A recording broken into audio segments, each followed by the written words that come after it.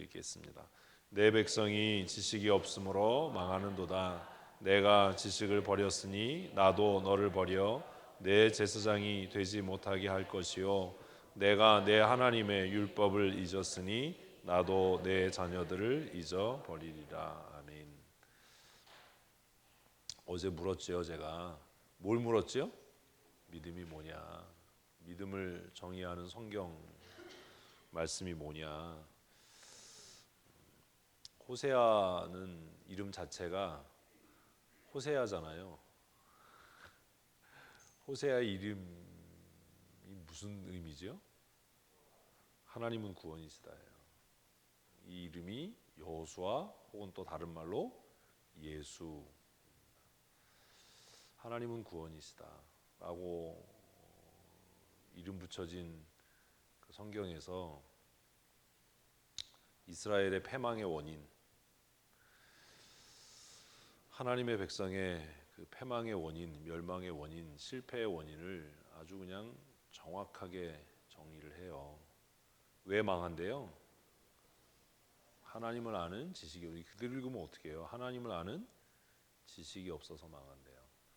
조금 아까 우리 은택이 형제 집 신방하고 돌아왔는데 사사기 마지막 장 마지막 절 말씀을 전했어요. 신앙생활 한다는 건 하나님을 알아가는 겁니다. 종교적인 행위를 하는 게 아니라 하나님을 알아가는 거예요. 여러분 그런 마음 안 드세요? 누군가를 좋아하게 되면, 누군가를 사랑하게 되면 그 사람에게 나를 알리고 싶어지잖아요. 대답이 없고 반응이 없어. 이분들은 안 그러세요? 나를 알리고 싶잖아요. 난 이런 사람이야. 그래서 뭐 하지요? 그래서 뭐 해요? 아무것도 안 해요? 그래서 얘기하지요. 대화. 만나면 대화. 만날 수 없으면요. 요즘 애들은 전화. 만날 수 없으면 편지를 써요. 글을. 대화는 쌍방적이기 때문에 사실 잘못하면 내가 원하지 않은 방향으로 이야기가 진행될 수 있지만 글을 쓰면 일방적이기 때문에 내가 하고 싶은 이야기를 다 할 수 있지요. 그래서 우리는 글을 써요. 사람만이 할 수 있는 게 뭐예요? 글 쓰는 거예요. 짐승도 대화는 하니까. 짐승들이 또 대화하는 걸 모르세요? 사람만이 할 수 있는 게 글을 쓰는 거예요. 그 글이 남아서 역사가 되는 거죠. 누군가 아끼고 사랑하는 사람이 생기면 나는 이런 사람입니다. 나는 이럴 때 행복하고, 나는 이럴 때 화가 나고, 이러면 불행하고, 나는 이럴 때 외롭고, 이럴 때 두렵습니다 라고 하는 것을 써서 보내는 거잖아요. 우리는 그걸 뭐라고 그래요? 연애 편지라고 얘기를 해요. 연애를 평생 한 번도 안 해보셨나요? 연애 편지라고 얘기를 해요. 그죠? 요즘에는 편지들이 다 그냥 공문 외에는 없잖아요. 우체통에 이렇게 꽂히는 편지들의 대부분이 공문이에요. 손으로 누가 써서 그런 글을 보내주지 않아요. 그래서 손글씨 편지 받아본 일이 참 새까맣게 오래된 일이잖아요. 그런데 수천 년 전에 하나님께서 우리를 너무 사랑하셔서 수고롭게 우리에게 보낸 그 연애 편지가 있어요. 우린 그걸 뭐라고 불러요? 성경이라고 불러요. 성경이라고 부르면 안 되는데 이렇게 얘기하지만 성경을 연애 편지 읽듯이 읽는 사람은 없을 거예요. 내일 성경고사 대회 합니다. 저는 개인적으로 성경고사 대회 없어져야 된다라고 생각하는 사람입니다. 왜냐하면 그건 하나님께서 우리에게 성경을 주시는 목적하고 일치하지 않기 때문이에요. 연애 편지 보내놓고 그걸로 시험 보는 사람 없잖아요. 그죠? 몇 번째 줄에 무슨 단어 써있나 이런 거 안 묻잖아요. 어? 우리는 성경을 그렇게 생각 안 해요. 그래서 하나님께서 예수님을 이 땅에 보내시기 전에 내가 너를 얼마나 사랑하는지, 내가 너를 얼마나 귀하게 여기는지 그걸 우리에게 부지런히 알리시기 위해서 기록하고 당신의 마음을 우리에게 전하는 것을 우리는 성경이라고 불러요. 그러니 성경을 읽을 때는 어떤 마음으로 읽어야 돼요? 하나님은 어떤 분이신가? 시험 보려고 읽으면 안 되고 그걸 시험 공부를 애들을 시키면 안 되고, 저는 어려서 성경 암송대회나 성경 시험 뭐 이런 게 당연하다고 생각했는데 가만히 커서 생각하니까 이건 거의 어른들이 애들을 나쁜 신앙인 만드는 것 같아요. 성경 우리보다 많이 외우고 잘 외우는 애들이 누군지 아세요? 이슬람 아이들이에요. 그죠? 걔네들 얼마나 외워요. 근데 걔네들이 하나님이 어떤 분인지 아나요? 그냥 외우는 거예요. 그냥 흔들어대면서. 우리도 그걸 닮아가려고 그래요. 성경 읽어서 문제 푸는 게 중요한 게 아니라 성경 읽으면 뭘 알아야 돼요? 아, 하나님이 나를 사랑하시는구나. 그거 알아야죠. 연애 편지 읽어서 알아야 되는 건 딱 하나예요. 뭐요? 아, 그 사람이 나를 이렇게 사랑하는구나. 그거 아닌가요? 아, 그냥 정략적으로 다 결혼을 하셨어요? 팔려가신 분들이에요? 아, 그래서 참 안타까울 때가 많아요. 성경에는 정말 집요하게 반복적으로 아주 진리도록 하나님께서 우리들에게 계속 프로포즈 하시는 거예요. 나는 너와 함께 하기를 원해. 나는 너와 동행하기를 원해. 나는 너와 있는 시간이 너무 즐거워. 나는 너와 대화하기를 원해. 나는 너를 느끼기를 원해. 네가 나와 함께 있으면 좋겠어. 우리식으로 하면 다른 남자 안 쳐다봤으면 좋겠어. 다른 여자한테 시선을 안 줬으면 좋겠어. 그래서 하나님이 직접 썼어요. 정말 유시찬란하게. 뭐라고요? 나는 질투하는 하나님이야. 나는 뒤끝 장렬이야. 나 한 번 삐지면 오래 간다. 아, 못 읽으셨어요? 고미정 선생님 못 읽으셨어요? 써 있죠. 계속해서 나는 뭐 하는 하나님? 질투하는 하나님이야. 내가 제일 못 견디는 게 뭔지 알아? 하나님이 제일 못 견디는 게 뭐예요? 음행이에요. 음행. 음행이 뭔데요? 하나님 외에 다른 것을 사랑하는 거예요. 다른 신이 아니라 다른 것을 사랑하는 거예요. 근데 그 질투가 얼마나 크냐 하면 누구도, 자기 자식도 하나님보다 더 사랑하면 안 돼요. 그렇죠? 성경 안 읽으셨나 봐요. 얘는 뭐 내 자식이니까, 어린아이니까 뭐 얘는 예외일 수 있어. 그거 안 통해요. 하나님은 뭐라고 이야기하냐면 어머니나 아버지나 아내나 남편이나 자녀나 혹은 무엇까지도 자기 자신까지도 나보다 더 사랑하면 내가 가만히 안 있을 거야.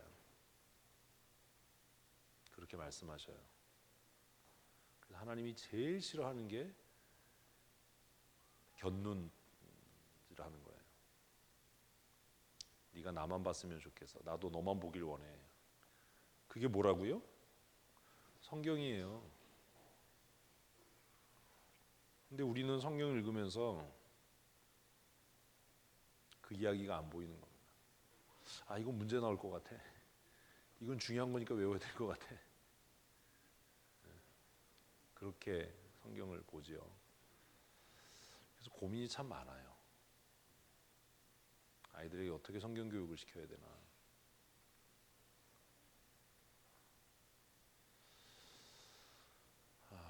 누군가를 우리가 인간적으로도 좋아하고 사랑하면 내 식성이 그 사람의 식성을 따라가나요? 그 인간을 변화시켜서 나한테 맞추나요?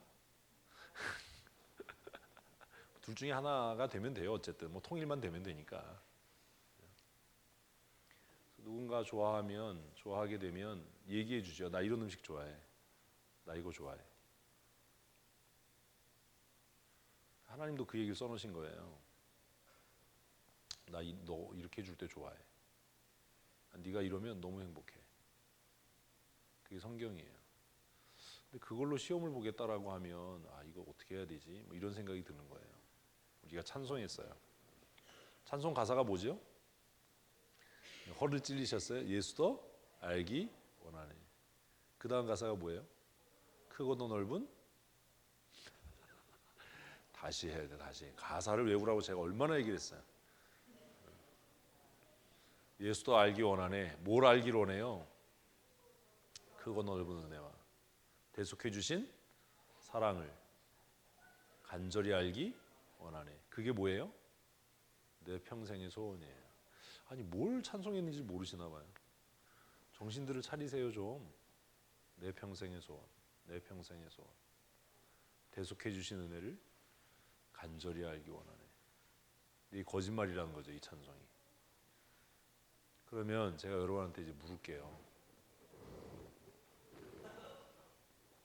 여러분은 하나님에 대해서 뭘 아세요? 여러분이 아는 하나님은 어떤 분이에요? 아니 대답을 해야지요. 대답을 해야 되잖아요. 여러분이 아는 하나님은 어떤 분이에요? 그래서 오늘 첫집 신방하면서 제가 그랬어요. 가장 탁월한 영성, 가장 뛰어난 영성은 무슨 영성이다? 이런 같이 신방한 이놈의 권사님들 아주 그냥 무슨 영성이다?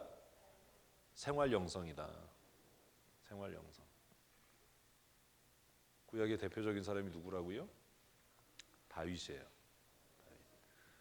다윗은 막 뭐 신비 체험하고 이런 게 아니라 자기가 직업이 목사였으니까 내가 뭘 돌보듯이 내 양을 목숨 걸고 돌보듯이 하나님이 나를 그렇게 돌보실 거야. 그래서 뭐라고 얘기한 거예요? 여호와는 나의 목자이다. 근데 그 얘기 아무리 외워봐야 우리는 마음에 와서 안다요. 왜? 한 번도 목자가 돼본 일이 없거든요. 다윗은 양치면서 곰이나 뭐 사자가 덤비면 나가서 싸웠어요. 그지요? 그래서 하나님에 대해서 하나님은 나의 원수들의 그 날카로운 이에서 나를 건져내신다. 능하신 팔로 나를 구원하신다. 다윗은 군인이었어요. 전쟁터에 나갈 때마다 겁났잖아요. 그래서 하나님을 뭐라고 불러요? 만군의 여호와라고 불러요. 오늘 첫집 신방했던 얘기예요. 근데 그 정말 생활 영성, 탁월한 영성을 신약에서 보여준 사람은 놀랍게 유대인이 아니라 이방인이었어요. 누구였다고요? 백부장이요. 유대인들은 막 온갖 경건한 말로 막 별소리를 다 해댔어요. 근데 이 백부장은 와서 뭐라고 그러냐면 예수님, 내 직업이 군인이에요. 내 밑에도 부하들이 있어요. 근데 내가 직장 생활 해보니까요, 이 부하한테 너 가! 그러면 찍소리 안 하고 가고, 너 와! 그러면 이유 묻지 않고 옵디다. 그러니 예수님, 당신이 우리 집에 오실 필요 없이 그냥 뭐 하시면, 명령만 내리시면, 나는 100명의 군사를 거느린 초급 장교라서 100명만 내 말에 따르지만 당신이 우주와 만물을 창조하신 하나님이시라면 당신이 뭐만 하시면, 말씀만 하시면 내 종이 나을 줄로 나는 믿습니다. 예수님이 그 사람의 말을 듣고 뭐라고 이야기하죠? 내가 유대인 중에 이만한 믿음을 본 일이 없다. 그렇게 칭찬하셔요. 극찬이죠, 극찬. 왜냐하면 유대인들의 영성은 무슨 영성이에요? 종교적인 영성이에요. 새벽기도 잘하고 금식 잘하고 철야 잘하고 이런 영성이에요. 그건 아무 쓸모가 없어요. 그런데 백부장의 영성은 지금 어떤 영성이에요? 생활 영성이에요. 생활 영성. 그래서 제가 오늘 아침에 그랬거든요. 이건 직업에서 나온 직업 영성이다. 경건한 척하는 것 아무 도움 안 됩니다.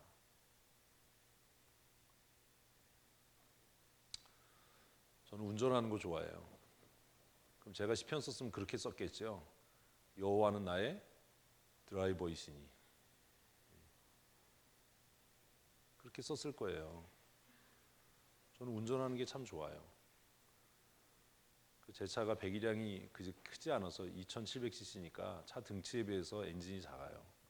그래서 기껏 밟아봐야 200km, 210km 정도밖에 안 나가더라고요. 더는 안 나가요, 얘가. 그것도 뭐 조금 경사가 지거나 이러면 뭐 더 안 나가요. 저 친구는 저도 편하고 그 친구도 편한 속도가 한 180에서 190 사이예요. 200km 넘어가려면 저 친구가 막 힘들어해요. 주인님 곧 죽을 것 같아요. 그래도 아직 안 죽고 잘 살아요. 그렇게 막 이제 뭐 한 180km, 170km 이렇게 달릴 때 엔진 소리가 굉장히 부드러워지잖아요. 뭔 소리인지 모르시지요? 엔진 소리가 부드러워져요. 6단 기어에서 한 180km를 넘어가면 엔진 소리가 부드러워져요. 핸들도 적당히 무거워지고 좀 차가 좀 제가 좀 보급형이라서 엔진 이제 핸들이 조금 가벼워요. 그래도 좋은 드라이버 손에 자동차가 붙들리면 어떻게 되겠어요? 자기의 성능을 다 발휘하고 자기 성능보다 더 나은 성능을 발휘하겠죠.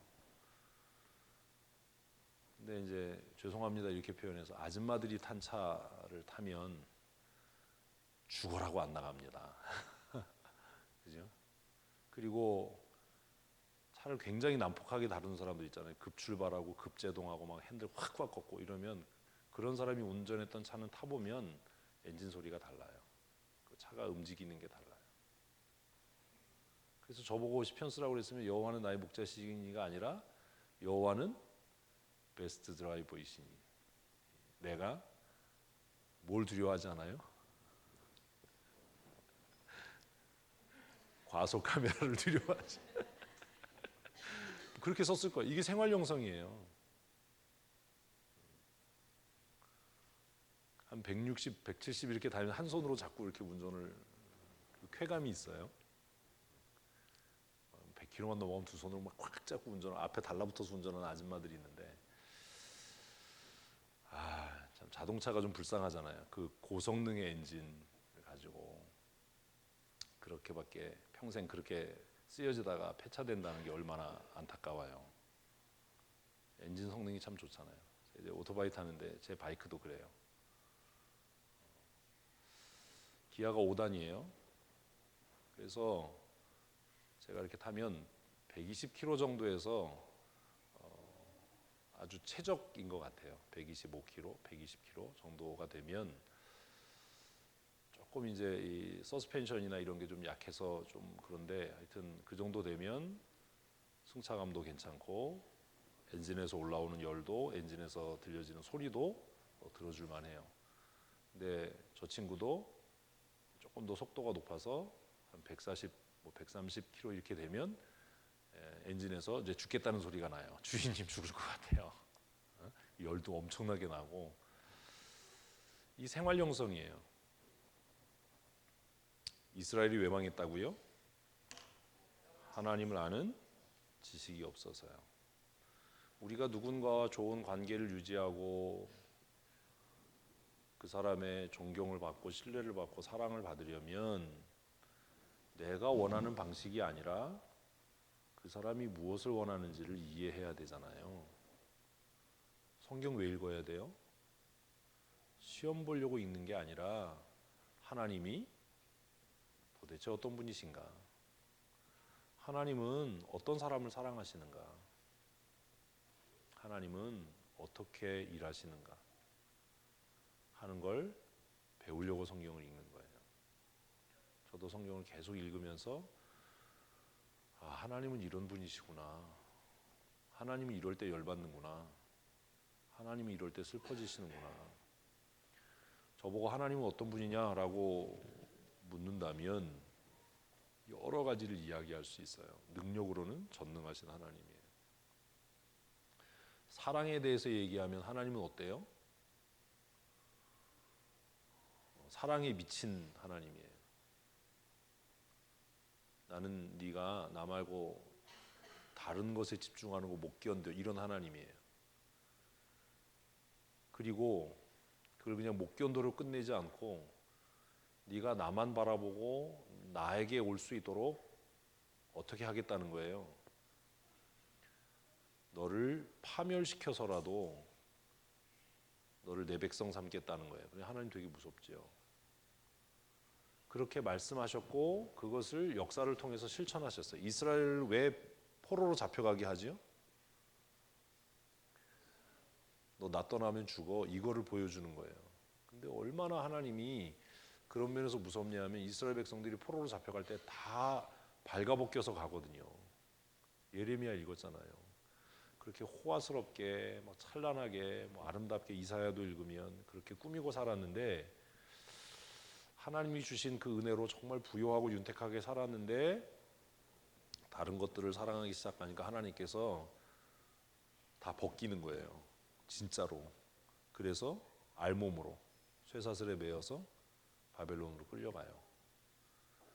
끌려가면서 이스라엘 백성들은 그때서 울고 그때서 회개해요. 뭐라고요? 내가 하나님 사랑받을 때가 좋았다. 그때는 그게 구속인 것 같았는데 내가 하나님 사랑받을 때가 좋았다.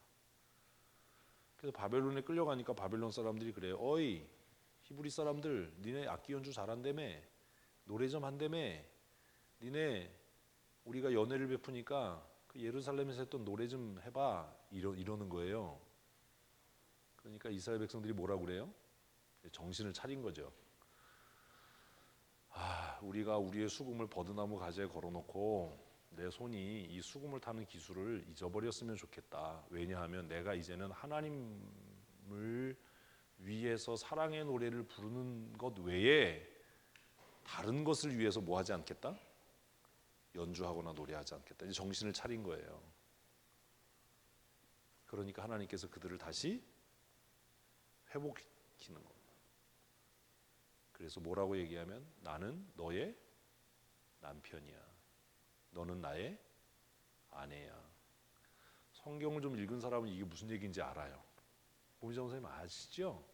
이럴 때 또 모른다 그러면 또 우리가 이게 안 되는 거죠. 그죠? 이 이야기가 요한계시록까지 가서 하나님의 나라를 보니까 임하는 나라가 신부가 신랑을 위해서 단장한 것 같더라 라고 얘기를 해요. 왜 성경은 신랑과 신부의 이야기, 아내와 남편의 구도로 하나님과 우리의 관계를 이야기하는가? 성경 읽으면서 이런 것들이 좀 고민돼야 됩니다. 오늘 마지막 신방이 그거였어요. 자기 방식대로 예수 믿으면 망한다. 사사시대가 그랬던 것처럼. 그러니 성경을 읽을 때 그냥 성경 읽어야지 라고 읽지 말고 성경 읽는 것 자체가 자랑이 되지 말고 성경에다 밑줄 그어놓고 빨갛게 쓰는 게 중요한 게 아니라 성경을 통해서 누구를? 하나님을. 성경을 통해서 무엇을? 하나님 사랑하는 법을 배워야 한다. 그게 삶의 원리가 되어야 된다. 우리가 성경을 읽어야 하는 이유는 하나님이 어떤 분이신지 그리고 우리가 그분을 사랑하고 그분의 사랑을 계속 유지하고 받으려면 내가 어떻게 돼야 하는지를 배우지 않으면 그리고 실천하지 않으면 하나님의 사랑이 영원하지 않을 겁니다. 그건 역사가 증명합니다. 하나님이 영원히 사랑한다고 했으니까 우리가 무슨 짓 해도 하나님이 사랑하실 거예요 라고 생각하는 건 착각이라는 거죠. 그 사랑이 맹렬한 심판과 진노가 될 수 있어요. 그래서 성경을 읽으면서 첫째는 하나님은 어떤 분이신지 그리고 내가 그 하나님의 지속적이고 영원한 사랑 안에 거하려면 그 사랑을 계속 받으려면 내가 어떻게 살아가야 하는지를 배워야 한다. 성경의 목적은 그거예요. 여러분 이렇게 두꺼운 연애 편지 받아본 적 있으세요? 네? 근데 이걸 읽는데 지겨우니 참 이 문제지요? 이 두꺼운 연애 편지잖아요. 하나님은 시간과 공간을 초월해 계셔서 우리가 태어나기 전부터 우리를 아시고 우리가 모태에 조성될 때부터 우리를 지켜보시는 거예요. 그랬다가 우리가 태어났어요.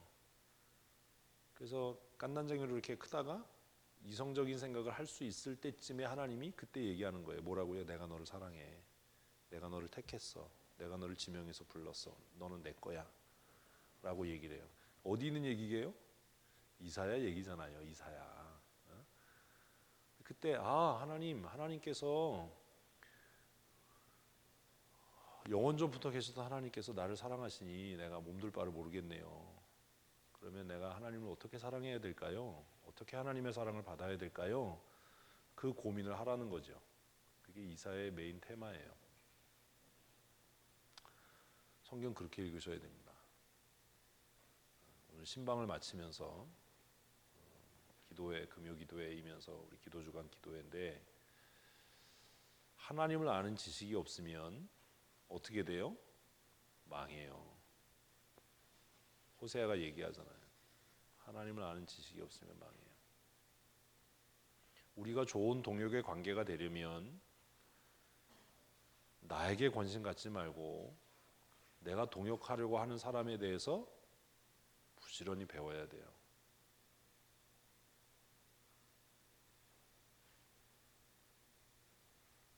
우리의 관계가 성숙하고 복된 관계가 되려면 나는 그에 대해서 배우고 그는 나에 대해서 배워야 돼요. 그러려면 나는 그에게 내 정보를, 그는 나에게 그의 정보를 주어야 되겠죠. 그죠? 근데 하나님과의 관계는 조금 다른 이유가 뭐냐 하면, 우리가 우리의 정보를 하나님께 드리지 않아도 하나님은 이미 아시잖아요. 그러니 이제 하나만 남은 거예요. 뭐만 남은 거예요? 내가 하나님이 누군지만 알면 돼요. 이게 사람과의 관계와 다른 거예요. 사람 사이에서의 사랑이나 동역은 상대적인 거잖아요. 제가 권기옥 권사님하고 사역을 같이 하려면 권기옥 권사님은 저에 대해서 알아야 돼요. 잘 아세요? 저는 권기옥 권사님에 대해서 알아야 돼요.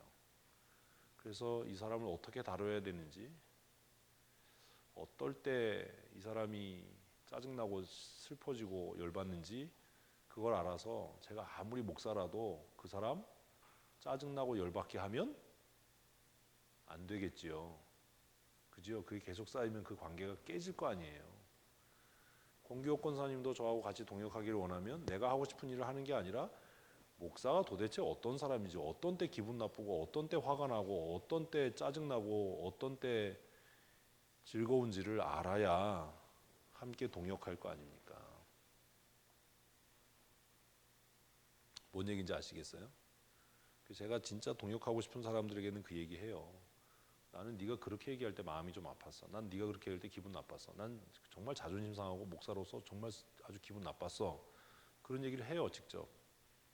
그렇게 얘기한다는 건 무슨 얘기냐면, 조심해 라고 경고하는 게 아니라 나는 너와의 관계를 더 성숙시켜 나가고 유지하기를 원해 라는 얘기를 하는 건데, 제가 가끔 강단에서 그렇게 얘기하면 여러분들은 다른 생각을 하시는 것 같아요.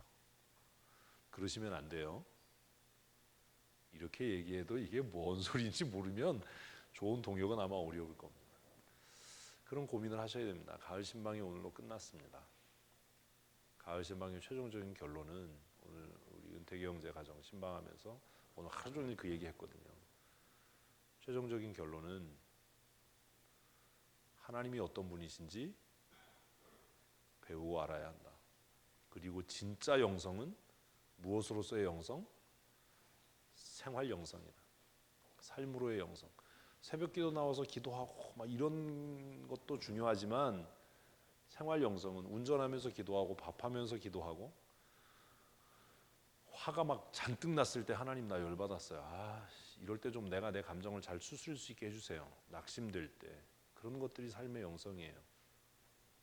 그 제가 운전하면서 느끼는 것처럼 명차는 어떤 게 명차죠? 비싼 게 명차가 아니에요. 드라이버의 의지대로 반응하는 게 명차예요. 기계를 써보면 그래요. 어떤 것들은 스위치를 눌러도 더디게 반응하는 게 있고, 스위치를 누르면 즉각적으로 반응하는 게 있어요. 반응 속도가 빠르네. 그게 좋은 거잖아요. 그죠? 명차는 비싼 차, 100이량 큰 차가 아니라 운전자의 의도대로 움직이는 거예요. 내가 핸들 요만큼 꺾으면 아마 이 차가 이렇게 움직일 거야. 이쯤에서 악셀레이터를 밟으면 스피하지 않고 코너를 부드럽게 빠져나갈 수 있을 거야. 내가 악셀레이터에서 발을 떼고 브레이크 위에 발만 얹어도 엔진 브레이크가 작동돼서 불편하지 않게, 불편함 없이, 거부감 없이 이 코너를 잘 빠져나갈 수 있을 거야 라고 생각하는 대로 그렇게 움직여주는 차가 좋은 차예요. 여러분들은 뭐 별로 운전을 안 즐기기 때문에, 그죠? 저는 운전을 즐기거든요. 제가 생각할 때 가장 아름다운 예술 중에 하나는 운전이에요. 운전 진짜 막 하마게 막 짜증 나잖아요. 화나고 차가 불쌍하잖아요. 운전 엔진 소리만 들어도 기분 좋잖아요. 신앙생활도 그런 거라고 생각해요. 제가 지금 이렇게 하나님에 대해서 설명하는 게 무슨 영성이라고요? 생활 영성으로 성경을 얘기하는 거예요. 왜 사람 사이의 사랑을 왜 하나님과의 사랑으로 얘기하냐면 성경이 우리에게 그렇게 설명을 하거든요. 그래서 성경의 가장 최고의 절정은 뭐예요? 아가서예요. 아가서. 제가 어려서는 아니 이런 게 어떻게 성경이지? 너무 야하잖아요. 별로 안 야하세요? 너무 야해. 어떻게 이런 게 성경이지? 이게 어떻게 성경에 들어왔지? 이해가 잘 안 됐어요. 나이를 들어가면서 성경을 읽어가면서 아가서를 왜 노래 중에 노래, 책 중에 책이라고 했는지 알겠다. 하나님이 우리를 사랑한다라고 하는 그 사랑은 우리가 흔히 뭐 아가페적인 사랑, 웃기는 소리 하지 마라, 거짓말이에요. 하나님의 사랑은 어떤 사랑이에요? 질투가 충만하고 뒤끝장렬인 사랑이에요. 너 다른 거 쳐다보면 내 가만히 안 있을 거야. 나만 봐. 나도 너만 볼 거야. 내가 너를 주목해서 보고 있어. 그 얘기를 성경은 성경적으로 뭐라고 얘기하냐면 불꽃과 같은 눈으로 감찰한다라고 얘기를 한 거예요.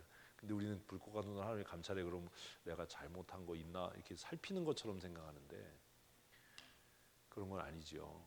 그렇죠? 우리도 부모가 자식을 기르거나 뭐 연인 관계가 되거나 뭐 형제간의 우정이 되거나 뭐가 되든 그 사람의 모든 것이 궁금하잖아요. 그죠? 저는 가끔 있다가 서재에 있다가 안재범 장로님 뭐하지? 우리 이경선 집사 어디가 있지? 이런 게 궁금할 때가 있어요. 여러분들은 하나도 안 궁금하시죠? 제가 뭐 하는지. 그런 게 궁금해지면 그때 깨닫는 거야. 내가 이 사람을 뭐 하고 있구나? 신뢰하고 있구나. 사랑하고 있구나. 성경이 그런 거예요. 성경을 좀 그렇게 읽으셨으면 좋겠어요. 이제 겨울을 시작하면서 성경을 왜 매일 읽어야 되느냐? 왜 반복적으로 읽어야 되고 왜 신중하게 읽어야 되느냐? 성경을 통해서 누구를 알아가려고? 하나님이 어떤 분이신지. 저는 오늘 밤에 여러분들에게 하나님은 이런 분이십니다라고 알려드리고 싶은 게 있어요. 우리 교회가 해야 될 일, 건축을 앞두고 우리가 하나님의 어떤 부분을 알아야 될 것 같으세요? 이 찬양을 하면 답이에요. 같이 하겠습니다.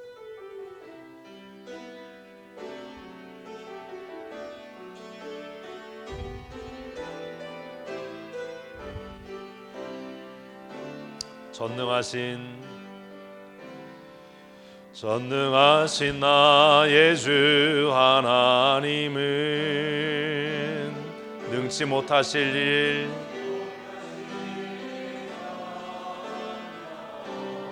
아멘.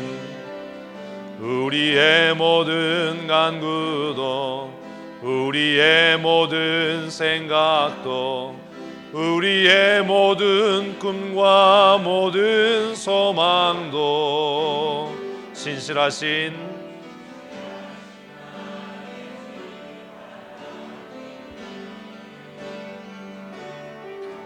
우리의 모든 괴로움 바꿀 수 있네. 불가능한 일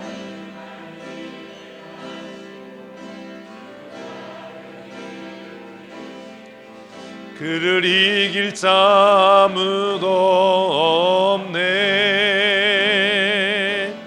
주의 말씀 의지하여 깊은 곳에 금을 던져 오늘 그가 놀라운 일을 이루시는 것 보라. 주의 말씀 의지하여